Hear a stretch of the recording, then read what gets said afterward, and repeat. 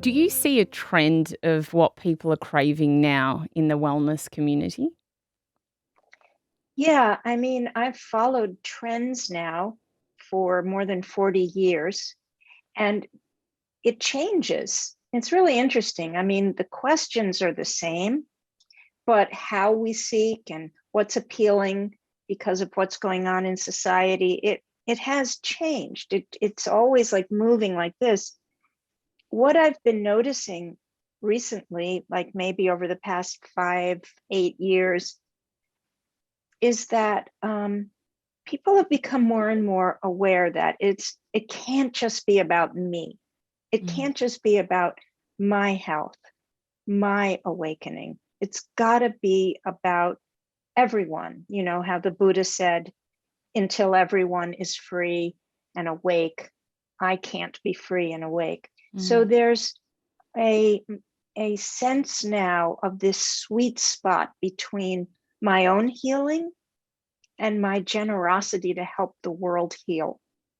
And I am noticing that so many of the young up and coming teachers are very aware of that, very aware of making sure there's diversity and inclusion in who comes to their workshops, making sure that um, there's this understanding that you can work on yourself and work on yourself, and it's this never ending tape loop.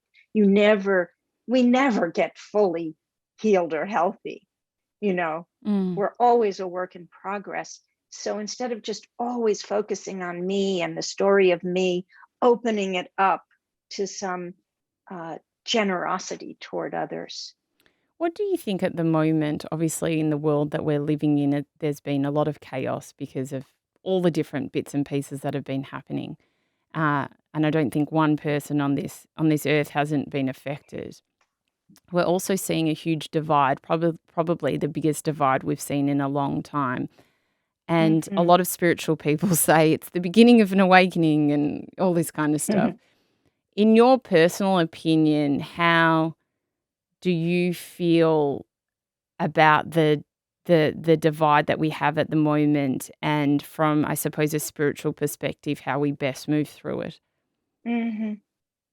Well, first of all, I don't think our era is all that different from other historical eras, and I think we're not very historically educated. Mm, So we think this is the worst time, or this is the time when we're really going to wake up.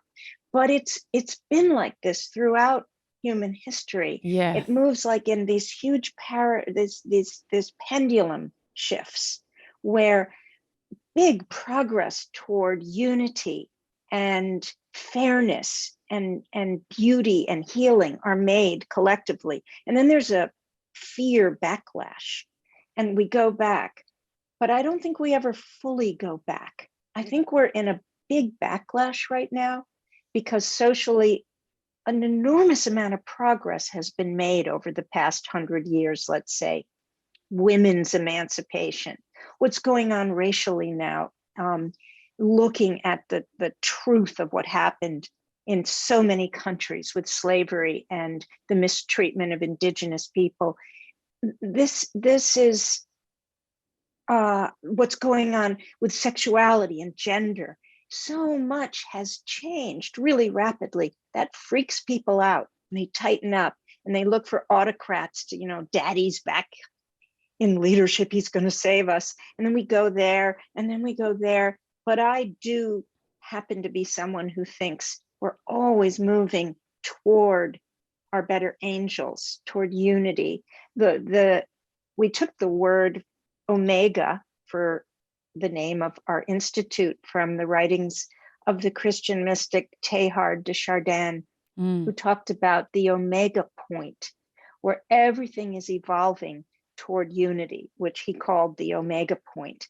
So I keep my eye on that point, but I don't put my head in the sand and think either this is it, we're sunk, we're doomed, despair, despair, or this is the best time ever and we're finally waking up. Like, I think we've always been moving toward the light, Yes.